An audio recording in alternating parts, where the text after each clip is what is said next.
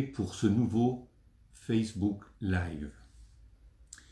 J'ai bien reçu de nombreuses questions que vous m'avez adressées. Comme promis, je vais y répondre aussi clairement et concisément que possible. J'ai sélectionné une douzaine de questions. Je voudrais par ailleurs, comme à chaque fois dans les temps présents, dédier cet échange de Torah à tous ceux et à toutes celles qui sont malades, gravement malades parfois, ainsi qu'aux familles qui viennent de vivre des deuils particulièrement douloureux. Voici la première question qui m'a été posée. Rosalie de Paris me demande: peut-on faire le seder en vidéo WhatsApp avec sa famille, vu les circonstances, pour être un peu présent avec des personnes seules, des personnes âgées? Cette question a été posée à de grands décisionnaires, en Israël en particulier. Elle n'a pas fait l'objet d'une unanimité, la question étant posée de savoir s'il était possible de faire des zooms pour le seder.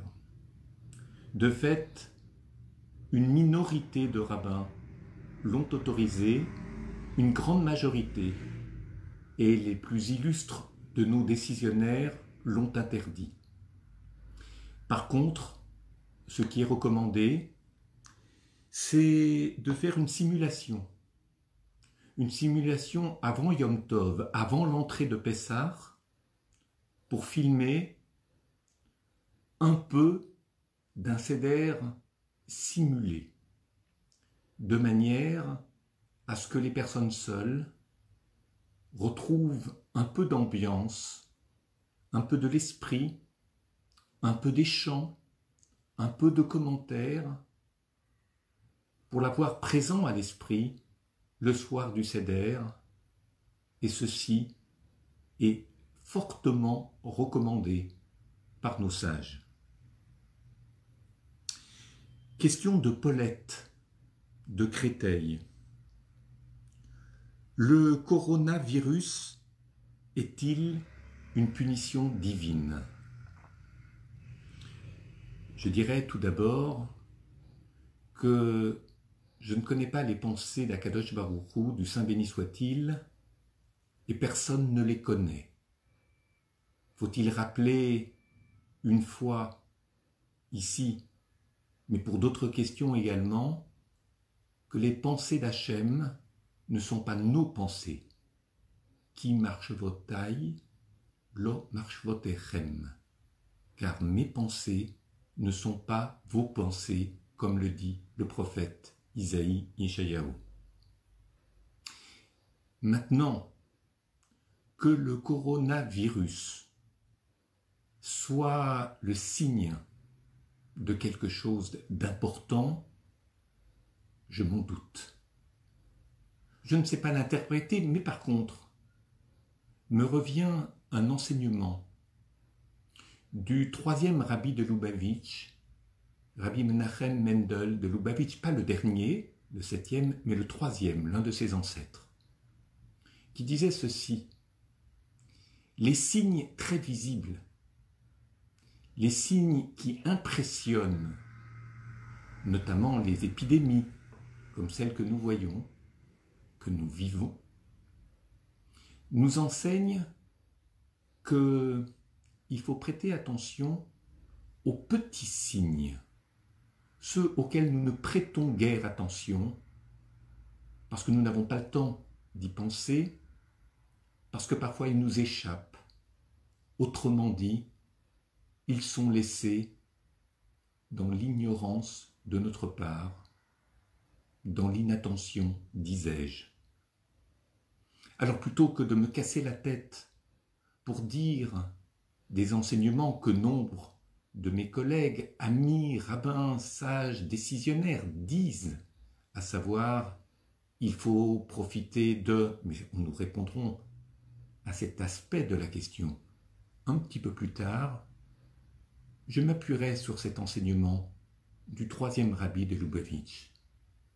Soyons plus attentifs le reste du temps pour sentir les signes de la présence divine au travers de ces micro-événements auxquels seuls les gens qui ont une véritable religiosité en eux, c'est-à-dire une vie intérieure développée, prêtent attention.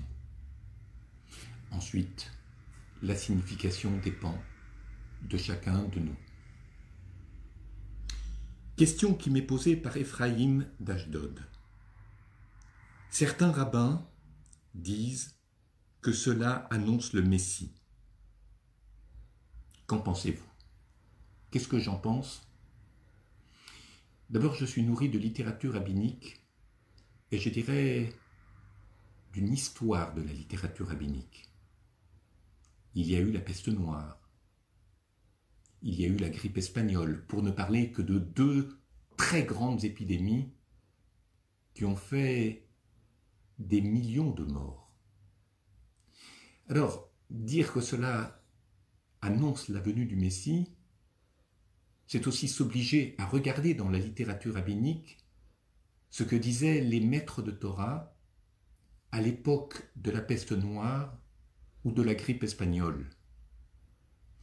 L'annonce du Messie, ou plus exactement les signes précurseurs de la venue du Messie, ou la guerre de Gog et Magog, ou des références talmudiques diverses et variées, ont été utilisées pour nourrir des réponses. Oui peut-être, oui sûrement, ou d'autres réponses beaucoup plus nuancées. Le Messie viendra probablement, et c'est ce que je retire de l'enseignement de nombreux textes talmudiques et de leurs commentaires, non pas lorsqu'on ne s'y attendra pas, mais à un moment où l'on ne prêtera peut-être pas attention aux choses et qu'il ne faudra pas gâcher l'occasion de l'accueillir. Et pour ne pas gâcher l'occasion de l'accueillir, soyons attentifs pour les petits signes auxquels je faisais référence dans ma réponse à la précédente question, qui sont peut-être annonciateurs de la venue du Messie, et pas seulement les grands signes en certaines occasions. Question de Deborah de Paris. Que faire pour profiter du confinement pour s'améliorer et devenir meilleur? Alors, je commencerai par répondre comme tant de mes amis, maîtres ou rabbins le disent, à savoir profiter pour avoir une vie religieuse, une vie intérieure, un recueillement plus important. Tefila, Tzedaka, Torah, la prière, la Tzedaka, le don aux nécessiteux et l'étude, l'enseignement, et puis aussi la réception d'enseignements de Torah pour progresser. Mais j'ajouterai une autre chose. Le fait de se poser la question « Que faire ?» nous oblige non pas à penser qu'est-ce que nous pouvons faire pour nous-mêmes, mais aussi ce que nous pouvons faire pour les autres. Il y a des gens qui sont seuls. Certes, on ne peut pas leur rendre visite, mais on peut les aider de plusieurs manières. Les courses, déposer devant, mais aussi les échanges écrits ou oraux au téléphone, créer des réseaux d'amitié et de présence autour de ceux qui sont seuls et aussi de ceux qui sont malades, et d'accompagner les familles de ceux qui sont malades parce qu'elles portent des charges très lourdes aujourd'hui. J'ajouterai également une autre chose. Il n'y a pas que la solitude, il n'y a pas que les problèmes de santé. il est très important de mettre l'accent sur les difficultés financières que nombre de gens, juifs comme non-juifs, en France et ailleurs, et en Israël pas moins. Problèmes financiers, problèmes économiques, parce que de très nombreuses personnes sont en train de passer au statut de chômeur, n'ont parfois plus beaucoup de rentrées financières, voire plus du tout de rentrées financières. Alors, il ne suffit pas de le déplorer, il ne suffit pas d'informer, il faut aussi faire quelque chose pour aider. Et je sais combien le peuple juif non seulement a de l'intelligence, mais aussi de l'imagination. Une capacité de créer des choses qui jusque-là n'existaient pas, faire preuve de créativité et d'imagination, pour aider, pour accompagner, pour résoudre certains problèmes avant qu'ils ne deviennent tragiques pour ceux qui les subissent. Question de Michel de Strasbourg. Quelle réponse apporter aux endeuillés qui ne peuvent accompagner le défunt? Vous avez un enterrement aujourd'hui où se retrouvent 3, 4, 5 personnes au maximum avec le rabbin qui célèbre l'enterrement, célèbre entre guillemets, qui récite les prières, qui dit quelques mots à l'enterrement, est une épreuve très douloureuse parce que ce dont on a beaucoup besoin dans le deuil, pour faire son deuil, non pas pour le régler, mais pour se donner le droit d'être en deuil, c'est l'accompagnement, c'est la présence, c'est les dons, l'aide des autres. Or aujourd'hui, nombre de gens se trouvent très seuls dans leur deuil, non seulement au cimetière, mais déjà avant, dans la phase terminale qu'ils ne peuvent accompagner et dire leur amour à la personne qui s'en va, mais aussi après l'enterrement, durant la Shiva, parce que la Shiva est une chose qui est tellement importante, d'être entouré, accompagné, aidé. Et ça est parfois difficile à réaliser, mais pas nécessairement impossible. Lorsqu'on ne peut pas faire les choses directement, on trouve des solutions de substitution. Et je voudrais dire combien nous devons y penser, parce que des communautés juives sont très lourdement touchées par la mortalité due à la présence de ce virus. Question de Louisa de Marseille. Je ne suis pas sûr de l'avoir bien comprise, et je m'en excuse, mais la question se réduisait à ceci: comment faire ou vivre la Shira que nous allons réciter pendant Pessah?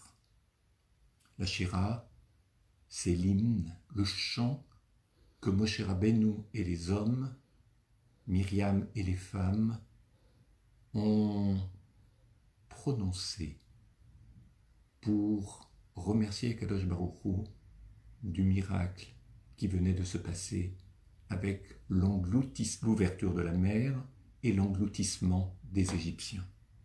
Comment la vivre? D'abord dans la joie, parce que le miracle reste un miracle, et ce n'est pas parce qu'il est ancien que nous devons nous accoutumer au miracle et faire comme s'il nous était dû. Rien ne nous est dû, les choses se méritent. J'ajouterai une deuxième chose, c'est que la Shira ne se fait pas contre quelqu'un ou contre un peuple. Remercier Hachem, ce n'est pas simplement dénoncer le mal chez les autres, parce qu'aujourd'hui, il y a des communautés humaines, je dirais, qui ont ou non de l'empathie pour les Juifs, qui ont ou non de l'empathie pour Israël, mais qui souffrent de ce virus et qui dénoncent chez eux de nombreuses disparitions. Toute âme humaine mérite considération, attention, il ne nous appartient pas dans ces moments de fin de vie de ceux qui nous aiment ou ne nous aiment pas de dénoncer et de condamner. Le jugement appartient à Kadosh Baruch Hu et pas à nous. Question de Robert de Nogent-sur-Marne. Pessah, fête de la libération, accessoirement du printemps, mais je m'arrêterai sur le premier terme. De quelle libération s'agit-il?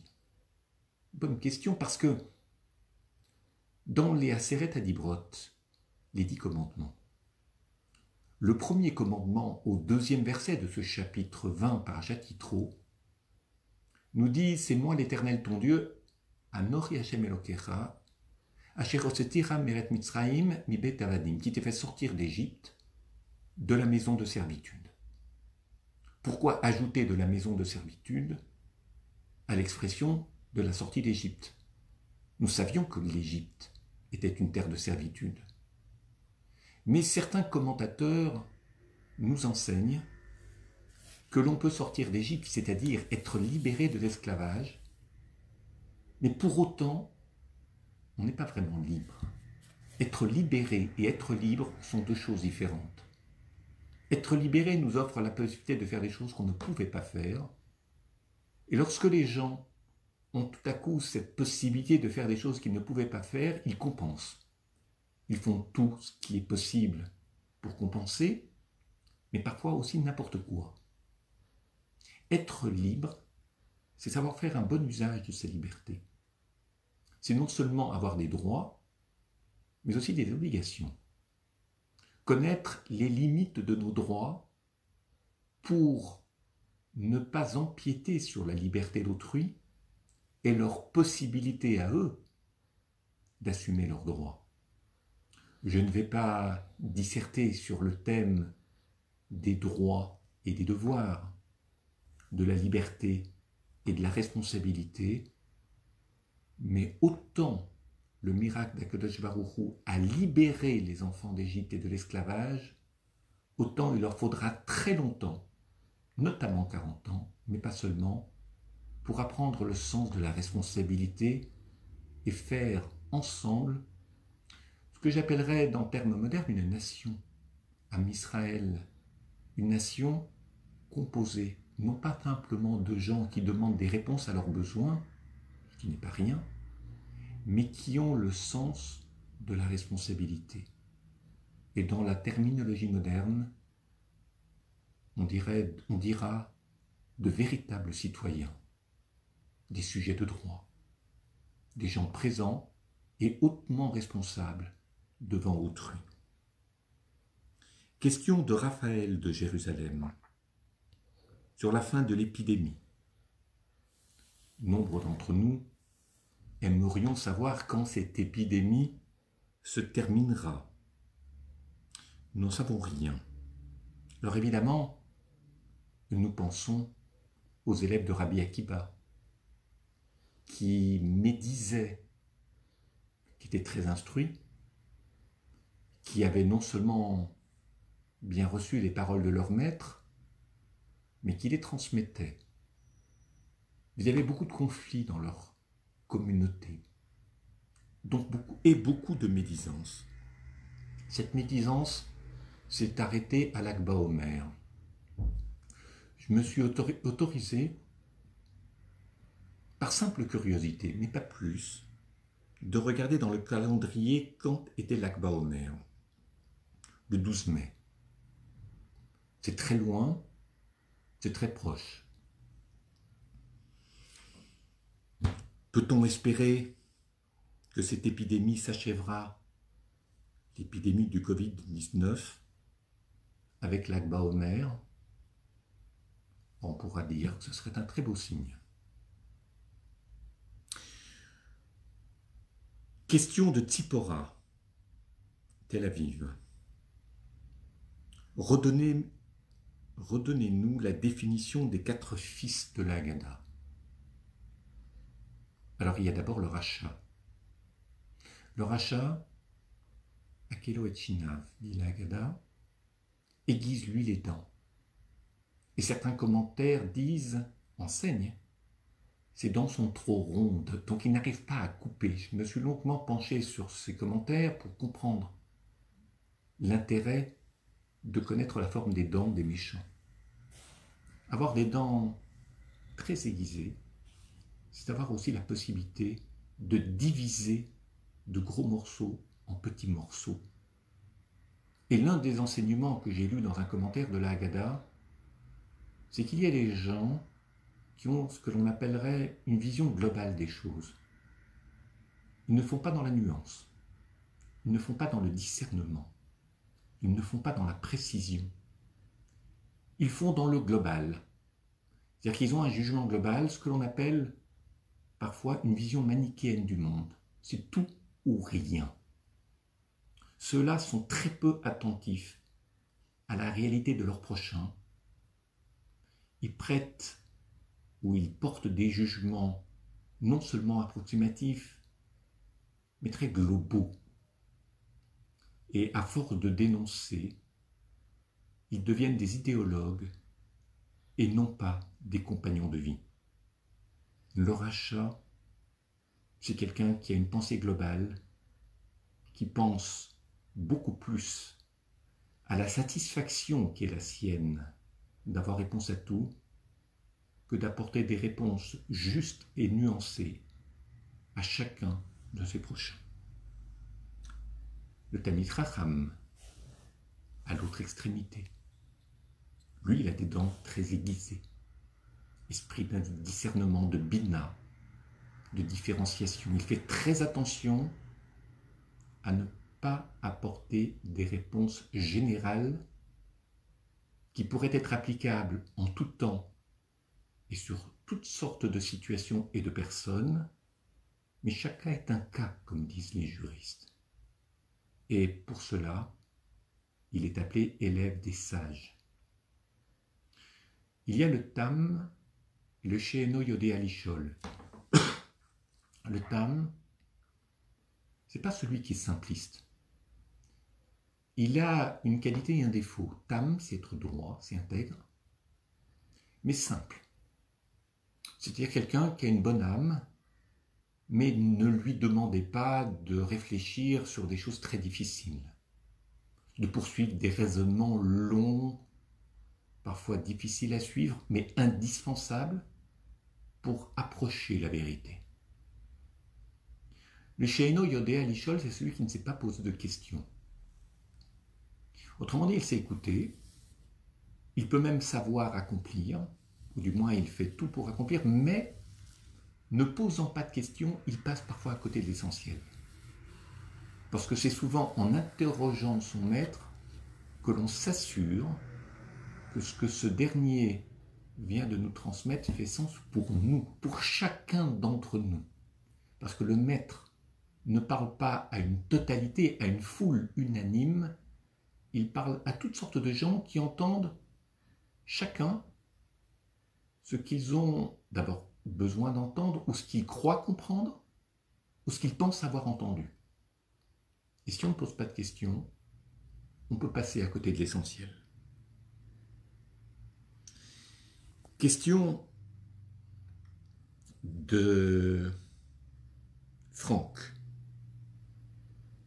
de Bordeaux. Dans la Haggadah, on dit la Shana Haba B'Yerushalayim l'an prochain à Jérusalem. Et peut-être cette année plus encore. Oui, bien sûr, cette année plus encore. Mais qu'il me soit permis de donner une réponse non pas plus globale, mais une réponse, je dirais, spirituelle. Je pense que l'amour de la terre d'Israël est essentiel, mais la prise de conscience qu'avec l'État d'Israël se joue quelque chose de très important pour le peuple juif, ce que d'aucuns appellent une chance, et une chance qui ne repasse pas souvent. On l'attendait depuis si longtemps. Alors ne soyons pas du côté des critiqueurs qui, à tout bout de champ, voit le mal et ne souligne pas le bien. Nous pouvons critiquer, nous pouvons dénoncer, mais pas publiquement, pour ne pas associer notre voix à ceux qui aboient contre Israël en permanence. Et plus notre position dans la société ou dans la communauté est importante, plus la discrétion et le devoir de réserve est essentiel. Écrire un Premier ministre est tout à fait permis en privé, mais pas en public. Jamais. Surtout, lorsque je parle surtout parce que nous vivons en dehors, et pas simplement parce que nous vivons en dehors, pour que notre voix ne soit jamais associée à ceux qui aboient contre Israël. L'année prochaine à Jérusalem, bien sûr, de tout cœur, ceux qui le peuvent, et ce n'est pas facile pour tout le monde, pour de multiples raisons, sociales, familiales, économiques. Rien n'est parfois très simple là-dessus, mais l'an prochain à Jérusalem, c'est d'abord une manière de dire à Jérusalem comme capitale, et dans l'État, la Médina d'Israël, je souligne ceci, se joue aujourd'hui quelque chose d'immensément important pour le peuple juif. Ne passons pas à côté de notre histoire. Une dernière question en 2 questions.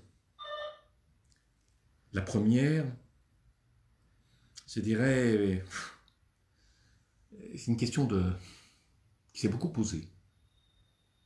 Question qui s'est beaucoup posée sur l'ouverture, la fermeture des synagogues. L'ouverture, la fermeture des mikvaot. Le fait ou non de faire la brit mila, la circoncision, par les temps présents. Alors que là-dessus, que notre réponse soit claire et définitive. Toutes les synagogues doivent être fermées. Et quand je dis toutes les synagogues, je n'oublie pas que ce n'est pas un manquement à la prière Betzibour, à la prière collective, que de ne pas avoir minyan et de ne pas pouvoir le faire à la synagogue. Ce n'est pas un manquement. C'est une transgression de la Torah que d'ouvrir un minyan aujourd'hui, que ce soit à la synagogue ou que ce soit dans les domiciles où d'autres personnes de l'extérieur viennent se rendre. Et lorsque je dis c'est une transgression de la Torah, ce n'est pas sans source. Ce n'est pas parce que je pense que c'est une. C'est parce que de nombreux décisionnaires, en temps de magéfa, d'épidémie comme celle que nous vivons, l'ont interdit. Je pense au Khatam Sofer, je pense à Rabbi Akiba Iger, que l'on ne peut guère taxer de libéralisme, l'un comme l'autre et tant d'autres. C'est un roté. C'est celui qui agit de la sorte, faute contre Akadosh Baruch Hu. Les synagogues, les prières Betzibour en minyan doivent être fermées aujourd'hui. Et que les plus hauts responsables communautaires, ceux qui sont les plus sages, ceux qui sont de véritables décisionnaires, le disent haut et fort pour les mikvaot, le bain rituel également, pour la brit mila qui sera reportée. Qu'il ne se passe pas dans notre communauté juive ce que nous voyons aujourd'hui à Bnei Brak, ce que nous voyons dans certains quartiers de Jérusalem. Surtout pas. Que Dieu nous en préserve. Question de la fin, peut-on critiquer nos responsables politiques en période de crise? Faut-il rester unis? Alors je vais vous dire une chose. Critiquer les responsables politiques, je ne suis pas un homme politique, je suis un rabbin. Et je réponds à des questions qui relèvent de la halakha, qui relèvent de la pensée juive, pour d'autres questions. Mais critiquer les hommes politiques, ou les femmes politiques aujourd'hui, ne me paraît pas important, et je dirais de circonstance. tous les hommes politiques font des erreurs, et pas seulement en France ou ailleurs. Ceux qui les critiquent auraient peut-être fait ces mêmes erreurs ou d'autres erreurs.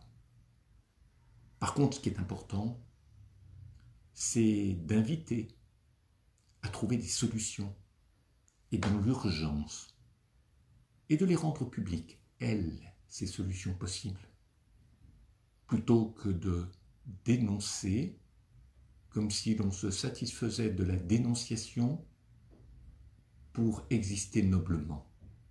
Ce n'est pas mon point de vue. Et de ce fait, ça ne crée que de la discorde et de la division.